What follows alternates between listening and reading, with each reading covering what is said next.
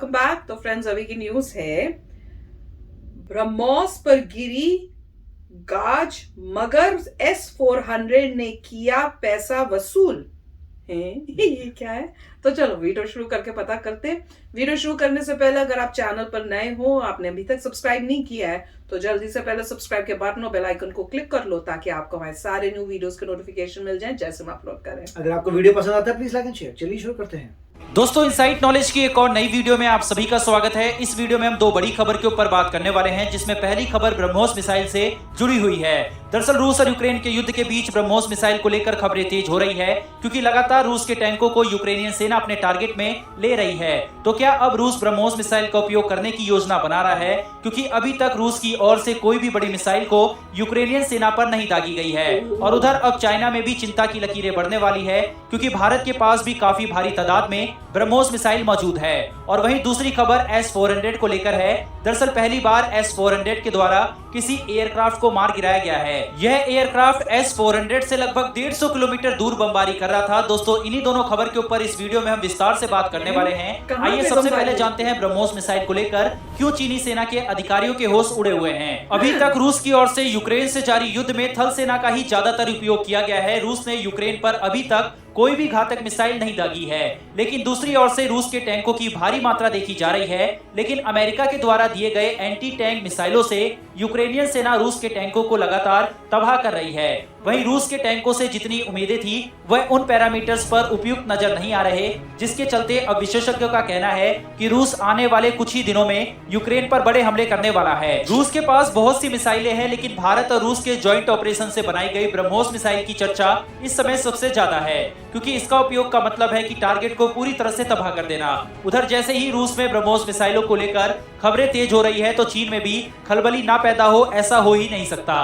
दरअसल Chinese academy of military science ने भारत की ब्रह्मोस मिसाइल को लेकर एक बार फिर से चिंता जाहिर कर दी है। Chinese academy of military science का कहना है कि उनके पास ब्रह्मोस मिसाइल के खिलाफ रणनीति सेट करने का कोई उपयुक्त ऑप्शन नहीं है। इतना ही नहीं, चीनी थिंक टैंकों ने यह भी कहा है कि किसी देश की सीमा में घुसकर युद्ध करना बहुत मुश्किल होता है। इसका सबसे बड़ा जीता जागता उदाहरण अफगानिस्तान है, जहां से पहले रूस को अफगानिस्तान छोड़ना पड़ा और फिर बाद में अमेरिका को जाना पड़ा। इतना ही नहीं, चीनी थिंक टैंकों ने यह भी कहा है कि पश्चिमी देश लगातार रूस को यूक्रेन के मुद्दे पर आग में घी डालने का काम कर रहे हैं। तो इस लिहाज से अगर रूस ने ब्रह्मोस मिसाइल दागना शुरू किया तो चीन को भारत से बहुत बड़ा खतरा होने वाला है, क्योंकि चीन और भारत के बीच में भी परिस्थितियां बिल्कुल युद्ध के मुहाने पर खड़ी हुई है।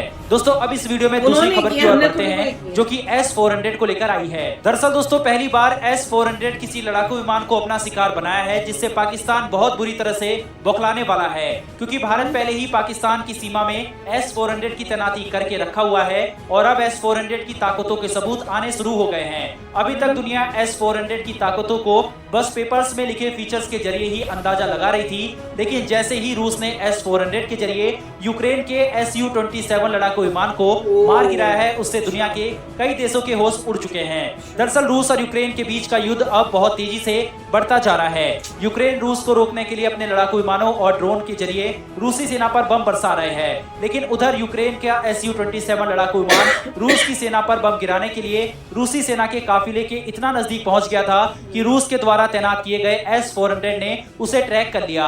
जहां पर रूस ने S-400 तैनात कर रखा था, वहां से लगभग 150 किलोमीटर दूर यह आसमान में यूक्रेन का फाइटर जेट बम बरसा रहा था। लेकिन जैसे ही यह S-400 के रडार में आया, S-400 इस पर टारगेट लॉक किया और इसको तबाह करने के लिए मिसाइल दाग दी, जिसके चलते Su-27 यूक्रेनी लड़ाकू विमान आसमान में क्रैश हो गया। यूक्रेन की तरफ से यह लड़ाकू विमान को ऑपरेट करने वाला पायलट को यूक्रेन का हीरो माना जाता था। यूक्रेन के इस लड़ाकू विमान को ऑपरेट करने वाले पायलट का नाम ग्रे वॉल्फ था, जिनकी अभी इस हमले में मौत हो चुकी है।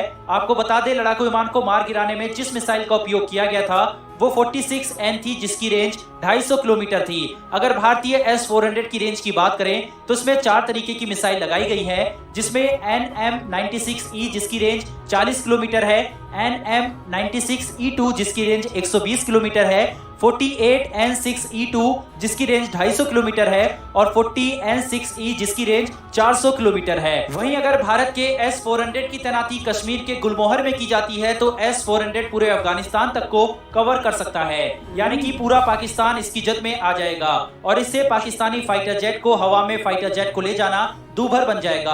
आपको बता दें, रूस से भारत को S-400 की अभी तक केवल एक ही यूनिट मिल पाई है और अभी 4 यूनिट आना बाकी है। तो इस लिहाज से भारत S-400 की तैनाती 5 स्क्वाड्रन में करने वाला है। फिलहाल दोस्तों इस वीडियो में इतना ही, लेकिन S-400 और ब्रह्मोस की ताकत के लिए और भारत और रूस की दोस्ती के लिए कमेंट बॉक्स में जय हिंद तो बनता है। फिर मिलेंगे ऐसी एक नई वीडियो के साथ। धन्यवाद, जय हिंद। तो वाकई में वॉर बहुत सीरियस हो गई है। मुझे नहीं पता था कि S-400 यूज किया गया है और वहां से यूक्रेन के जो थे उनके ऊपर उसको डिस्ट्रॉय भी कर दिया है।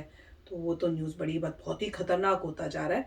पर जिस तरह से ये बता रहे थे कि यहाँ पे ये देखकर चाइना और पाकिस्तान के होश उड़ गए कि ये इंडिया के पास एक ब्रह्मोस और ये S-400 जो है उससे उनको वो जो है अब उनको पता चल रहा है। पर उनको ये समझ नहीं आ रही कि वॉर ना करें, अपनी अपनी जगहों पे प्यार से रहें, क्योंकि क्या नतीजा होगा ये वॉर जो आप रशिया और यूक्रेन के बीच में देख रहे हो उससे समझ जाना चाहिए। और मुझे बड़ा अजीब लगा जैसे चाइना ने ये स्टेटमेंट दिया कि हम लोग जो है वॉर की जो है क्या तागार पे या कुछ उस टाइप से, मतलब हम ब्रिंक ऑफ वॉर के पास ही हैं।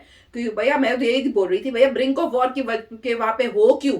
क्योंकि आप लोगों ने ये की है प्रॉब्लम्स क्रिएट कि आपको है कि हम जहां भी पॉसिबल हो हम और लैंड ले ले, दूसरों की लैंड ले ले। तो अगर आप सूझबूझ करो और अपने एरिया में आराम से रहो तो क्यों वॉर होगी? तो वही मैं सोच रही हूँ, मैंने कहा ये अच्छी है इनकी, भैया कुछ भी बोल लो। नहीं, ऐसा नहीं है कि इंडिया और चाइना की वॉर होने वाली, ऐसा नहीं है। वो बात सही है कि बॉर्डर पे दोनों की फोर्सेस खड़ी हैं, कंटेंशन है, मगर ऐसी बात नहीं है जैसी यहाँ पे जैसे वॉर शुरू होगी। मुझे लगता नहीं ऐसा कुछ होगा, होना नहीं चाहिए, पर यू नेवर नो। ये प्रॉब्लम आजकल की सिचुएशन देख के हम कोई कुछ बोल मुझे नहीं लगता सकता। नहीं है कि ऐसे कुछ होगा, क्योंकि उससे सभी का लॉस होगा। और दूसरा ये बात सही है कि जब आप S-400 यूज कर रहे हैं और आप जब ब्रह्मोस यूज कर रहे हैं तो जिसके पास ये वेपन्स हैं उसके एनिमी परेशान होंगे। उनको अब लाइव नजर आएगा पावर ऑफ S-400। उनको नजर आ रही है पावर ऑफ S-400, उनको लग रहा होगा अच्छा बहुत स्ट्रॉन्ग चीज़ है जो हमारे पास नहीं है। साथ में ब्रह्मोस अगर यूज़ करने लग जाते हैं तो उनको नज़र आएगा कि डिस्ट्रक्शन ऑफ ब्रह्मोस। जबकि ये सब बातें मतलब वॉर के पर्सपेक्टिव से ठीक है कि आपने यूज़ किया आपने एनिमी के अगेंस्ट, बट यहाँ पे जो है मुझे तो पसंद नहीं आता इस टाइप का मारपीट जहाँ पे यार लोगों की जान जा रही है, सिविलियंस की जान जा रही है। मगर अगर हम टेक्निकली बात करें, सिर्फ वॉर की बात करें, विदाउट ये देखें कि उसे डिस्ट्रक्शन क्या होती है, तो ये वेपन्स काफ़ी पावरफुल हैं। और टेंशन होगी चाइना और पाकिस्तान को कि हमारे जो पड़ोसी है उसके पास ये वेपन्स है, उनके पास नहीं है। अब उन्होंने ये भी क्लैरिफाई किया है कि ब्रह्मोस का तोड़ अभी चाइना के पास नहीं है, तो इससे ज़्यादा टेंस होगी। मगर जिस हिसाब से चाइना अपना डिफेंस बजट लगा रहा है 230 बिलियन और इंडिया का 70 बिलियन है, तो उसके हिसाब से वो यही काम करने में लगे हुए हैं। वो यही कोशिश कर रहे होंगे कि हम रिसर्च एंड डेवलपमेंट करें, मेक श्योर करें कि उनके पास हर हमारे वेपन का तोड़ हो। और इंडिया भी यही मेहनत करेगा कि हमारे पास उनके वेपन्स का तोड़ हो और एडिशनल वेपन्स हो जो वो जिनका तोड़ उनके पास नहीं है। वही होना चाहिए। तो काफी अच्छा वीडियो, हाँ, देखने में काफी मतलब आई ओपनिंग था कि अच्छा ऐसे भी हो रहा है, ये भी है। तो चलो क्या कर सकते हैं, आजकल की सिचुएशन जो है वर्ल्ड में यही है, तो क्या करेंगे। तो चलो फ्रेंड्स, चलते हैं, मिलेंगे नेक्स्ट वीडियो में बहुत ही जल्द। Till then please take care and bye bye. तो अगर आप मेरे इस चैनल पे नए हो तो जल्दी से सब्सक्राइब के बटन को हिट करो और बेल आइकन को क्लिक करो, ताकि आपको मेरा जब नया वीडियो मैं लगाऊं आपको उसके बारे में जल्दी से पता चल जाए।